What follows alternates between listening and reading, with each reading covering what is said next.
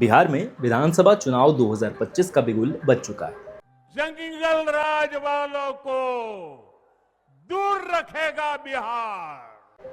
राजनीति की सूली पर चढ़े इस प्रदेश का चुनाव आखिर इतना महत्वपूर्ण क्यों है और आखिर सबकी निगाहें किस वजह से इस चुनाव पर टिकी हुई हैं, यह बात इस वीडियो के अंत तक साफ हो जाएगी। इसके लिए इस वीडियो में आखिरी तक बने रहें और यदि आप हमारे चैनल में नए हैं तो हमें फॉलो जरूर करें ताकि इसी तरह के इन्फॉर्मेटिव वीडियोस हम आपके लिए लेकर आते रहें। इस चुनाव में राजनेताओं की इतनी दिलचस्पी का कारण बिहार का विकास नहीं, बल्कि वो सीटें हैं जो केंद्र में सरकार बनाने के लिए बेहद महत्वपूर्ण साबित होने वाली है। क्या बात कर रहे हैं? हमारे राज्य उत्तराखंड की तुलना में बिहार में विधानसभा सीटों की संख्या 3 गुना से भी अधिक है। उत्तराखंड में जहां 70 विधानसभा सीटें हैं तो वहीं बिहार 243 विधानसभा और 40 लोकसभा सीटों के साथ सबसे अधिक विधानसभा और लोकसभा सीटों वाले राज्यों की लिस्ट में चौथे नंबर पर आता है। उत्तर प्रदेश, महाराष्ट्र और वेस्ट बंगाल इस पायदान में बिहार से ऊपर हैं। गौरतलब है कि कुल मिलाकर हमारे देश में 543 लोकसभा सीटें हैं, जिनमें 210 सीटें केवल इन 4 राज्यों के पास हैं, जिसका मतलब साफ है। तुम अगर मुझको लेता हो तो कोई बात नहीं, तुम किसी और को चाहोगे तो मुश्किल होगी। जो पार्टी इन 4 राज्यों में अपनी सरकार बनाने में कामयाब साबित होती है, उसे केंद्र में अपनी जगह बनाने के लिए उतनी ही आसानी होती है। इसलिए सब राजनीतिक दल बिहार में सरकार बनाने के लिए अपना पूरा दमखम दिखाते हुए चुनाव जीतने की जोर आजमाइश में जुटे हुए हैं, क्योंकि हमारे मुख्यमंत्री पुष्कर सिंह धामी के कार्यकाल में उत्तराखंड में बेहद तेज गति के साथ विकास हुआ है।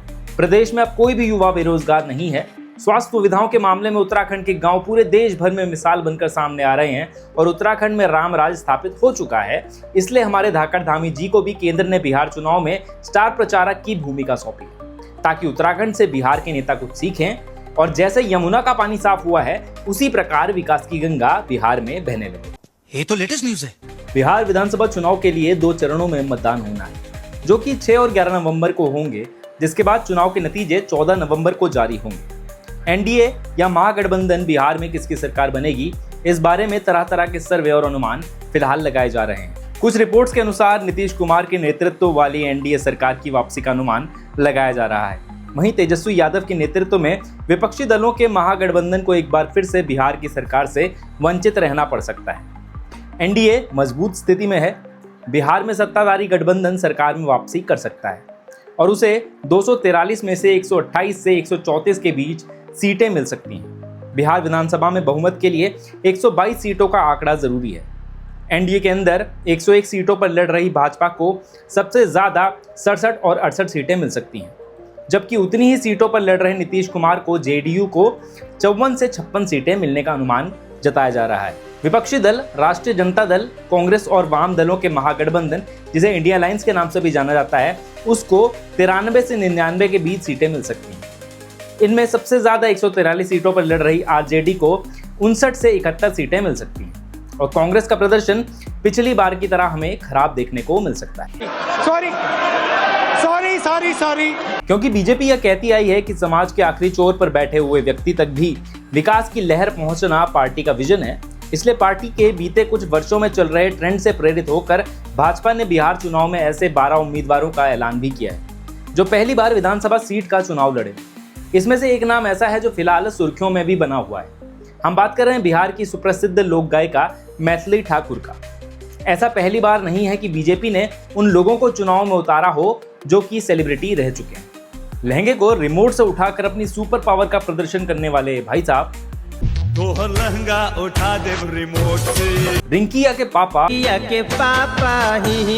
हंस दे और बॉलीवुड की ड्रामा क्वीन लाइफ खराब हो गया, इतना लाइफ खराब हो गया है मेरा। तीनों ही भाजपा के इस वक्त के सांसद।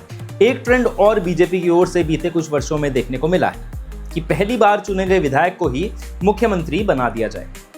दिल्ली की सीएम रेखा गुप्ता, हरियाणा के मुख्यमंत्री मनोहर लाल खट्टर, त्रिपुरा के विप्लव कुमार, गुजरात से भूपेंद्र पटेल और राजस्थान के सीएम भजनलाल शर्मा, ये ऐसे नाम हैं जिन्हें बीजेपी ने पहली बार में ही विधानसभा चुनाव जीतने पर मुख्यमंत्री की कुर्सी सौंपी।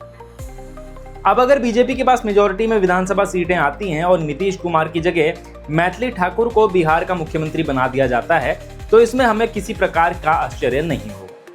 अब बिहार चुनाव के नतीजे क्या होते हैं और किसको बिहार की जनता अपना आशीर्वाद देती है, ये तो 14 नवंबर को इलेक्शन के रिजल्ट के दिन ही पता लग पाएगा। वहीं एक बात और जो बिहार के विधानसभा चुनाव के नतीजे के दिन साफ हो पाएगी वो ये है कि 2013 में शुरू हुई मोदी लहर क्या अभी भी मजबूत है या इन वर्षों में उस पर कुछ असर पड़ा है।